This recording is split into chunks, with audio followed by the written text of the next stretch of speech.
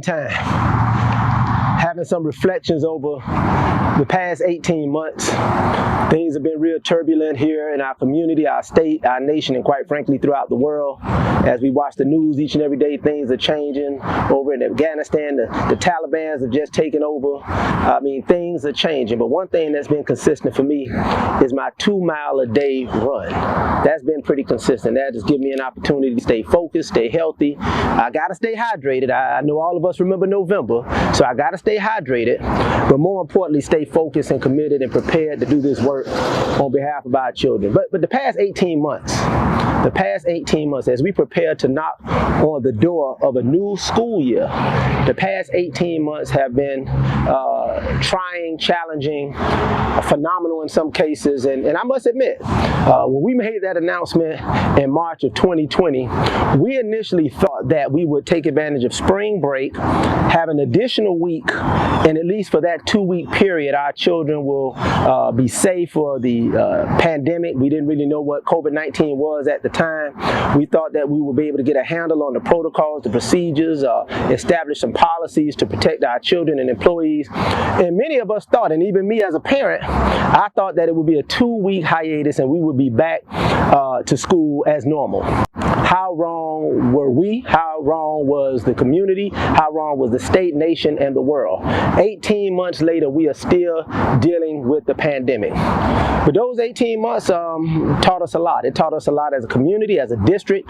It taught me a lot as a parent, as a person. And I believe that those of us who were able to persevere and move through it, we're better for it. We were able to galvanize our efforts as a school board. Our superintendent provided tremendous leadership. Our principals, our teachers, our custodians, our cafeteria workers, our bus drivers. Shout out to our cafeteria workers who continued to feed children as our schools were closed during that particular time. These things just don't happen. These things are a manifestation of board policies and positions that really resonate over time. I was real proud to be the board member that proffered the initial item after Hurricane Irma, when we shut our schools down for 11 days to make sure that anytime our schools are shut, our children will be fed. We not only extended that effort to our children during the pandemic, but we fed children, we fed families, we fed members of this community. Again, we all came together. We brought resolutions to the board to make sure that our hourly and our part-time employees were still compensated throughout the year, because we know if you're part-time, if you're hourly, if you don't work, you don't get paid. If the schools are closed, you don't work. If you're part-time and you're hourly, and very often those are our employees who have many financial challenges. But what I knew at the time when I proffered that item back sometime in March is that we had already been funded for the entire year. So the state funded us through June 30th. So we had a tremendous opportunity to continue to make our employees whole, and we did that. Our board leadership supported that. Our superintendent implemented that. We continued to persevere as we started to transition into virtual learning. Went through the summer understanding that the virtual experiment was not one that was only based on what teachers were able to do or not do, what students were able to do or not do, but more importantly, what parents were able to do and not do. And many of our parents, me being a parent, we had tremendous challenges. So one of the things we wanted to make sure is that our parents were trained, our parents were prepared as they prepared for the upcoming 2021 school year. Many of you know what happened over the summer. We had training. We brought in a new program, K-12. Those who forget the past are condemned to repeat it. So we're going to talk about that as well. We had the K-12 platform that came in with a lot of promise, expected potential, but it was a disaster. It was a disaster. It was a disaster with our children, our parents, our teachers, our employees. And again, this was a situation in which the board was not involved because this was an issue, a $15.3 million issue that never came to the board for approval. But the board rose to their position of leadership after hearing from parents, employees, teachers, students. We discontinued K-12. We discontinued K-12 and we ceased that particular platform as a learning option for our children, and things kind of settled down. We couldn't stop there. I couldn't stop there. One of the things we realized is that although there was nothing wrong with what was done, it was consistent with policy. If policies don't work for the betterment of our school, our district, and our children, we as board members have an opportunity to change it. So I amended the policy with board action, support of my colleagues, that moving forward, such a purchase without board approval, without community input, wouldn't happen again in the future, and that will become policy. We also established some additional policies relative to how we interact with our district support organizations, and we continue to persevere. So we seemingly have gotten through last year. We got through knowing that there would be tremendous challenges operationally. We got through knowing that there would be tremendous challenges financially. We got through knowing that there will be tremendous challenges educationally as we continue to anticipate the learning loss that would vex many of our children, especially those children in our district that are Black, that are Hispanic, and that are poor. That has been the narrative constantly in the history of education, specifically public education, which I still believe is the final frontier for social justice. So we anticipated many of those things, and we had to continue to come up with a plan of action, a strategy, a deliberate approach to make sure that we do all that we can to address the needs of our children. We've had a lot of discourse with the state. Last year we were fortunate that the state held us harmless financially. What does that mean? Our children were able to go to school physically for parents that needed to go, and those parents that were not comfortable sending their children to school had the option to educate them at home virtually. We do know, however, in-person learning is the best form of learning for a child. The best way that a child learns is not in front of a computer, but is in front of a living, breathing, caring, committed, and competent and loving teacher. We knew that. Well, we had over 50% of our population that had to work. Parents have to work. Family has to work. And our community understood that the public school system is that beacon of hope, that beacon of continuity, that beacon of stability.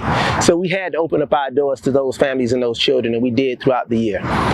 But the state was liberal. The state was somewhat generous, and they allowed us to receive what was called flexible funding. So we were able to not have the financial impact on our district to the tune of about $80 million if they did not provide for flexible funding. So we were able to get through the year without any significant financial hardships to the district, providing that we complied with the district's reopening plan. You all remember that. To open or not to open. We're going to open on this day or that day. So we went through that particular process, and as a board and as a district and as a community, we became better for it. President elections came up, new president in office, and here comes additional help. Yes, we received ESSER 1 and ESSER 2 funds to provide for some remedies for the pandemic for our school district and our community, but the American Rescue Plan Act brought $1.1 billion to the Miami-Dade County Public Schools. These funds were earmarked specifically for children who are poor, children who have academic and learning challenges, children whose home language is not English, children who have special needs, and on and on and on. These funds were directed to support children who represent the least, the last, and the lost in our district. And although we're the nation's fourth largest district and an award-winning district, over 70+% of our children on free and reduced lunch.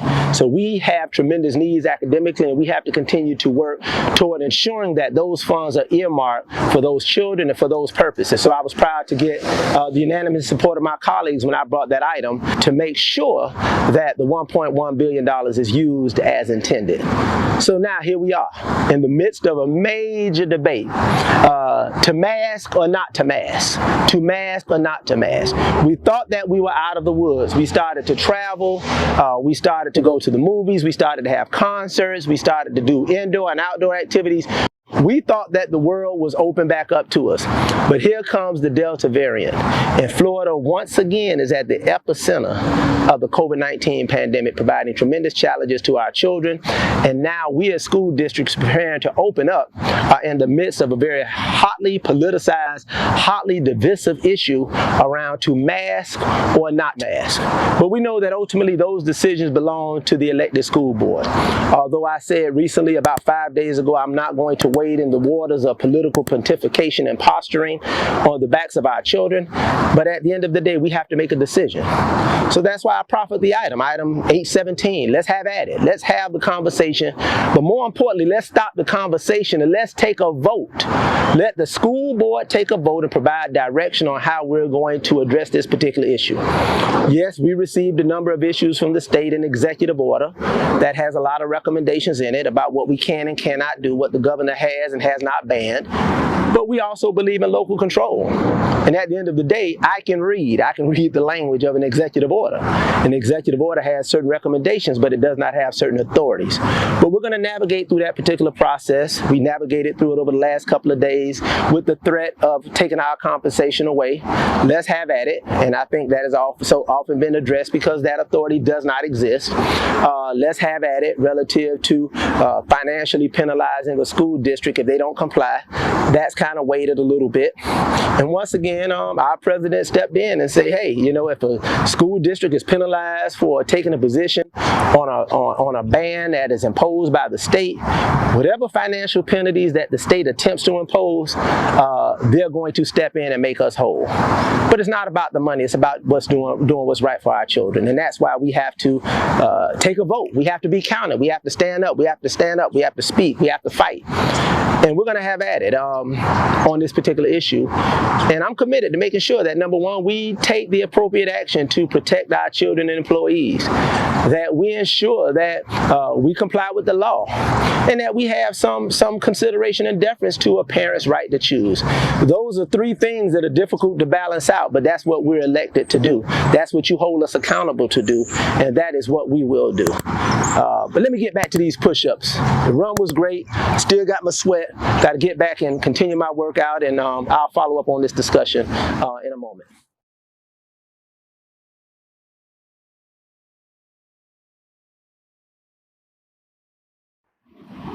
We're days away. Monday is right around the corner. This coming Monday in the Miami-Dade County Public Schools, we'll start a brand new school year. After 18 months of dealing with the pandemic, of which we are still dealing with right now, we're going to start a new school year with in-person learning for all of our students in the Miami-Dade County Public Schools. Wednesday's school board meeting brought some additional clarity, some additional focus, and some confirmation as it relates to what that school year will look like. And once again, I was honored and humbled to bring a school board agenda item 817, which was approved 7-1. In which we are going to take a position, despite some of the challenges, despite some of the controversy. We voted to take a position to protect the health, wellness, and safety of our employees, and most importantly, our students. So our students will be required to wear masks as we start the school year, but we'll continue to monitor the conditions and make adjustments as things improve. But for you parents, we need your involvement. We need your participation. We need your advocacy. We need for you to stand, speak, and fight for your children. Make sure that they're prepared this coming Monday, that they have their supplies, their materials, but most importantly, that they have the right attitude for success. Contact the school's principal, contact your child's teacher, and make sure that you're committed this year to do all that we can to overcome the challenges of the past so that our children can have a better, brighter, and more promising future. Always know that I'll be there. I'm your school board member, Dr. Steve Gatton III, representing District 1, your current vice chair. And again, as we prepare for this school year, only thing I can say, as I said in the past, let's go, but not anymore. It's not let's go, it's let's work. So in the meantime, stay focused, get involved, and let's do this together.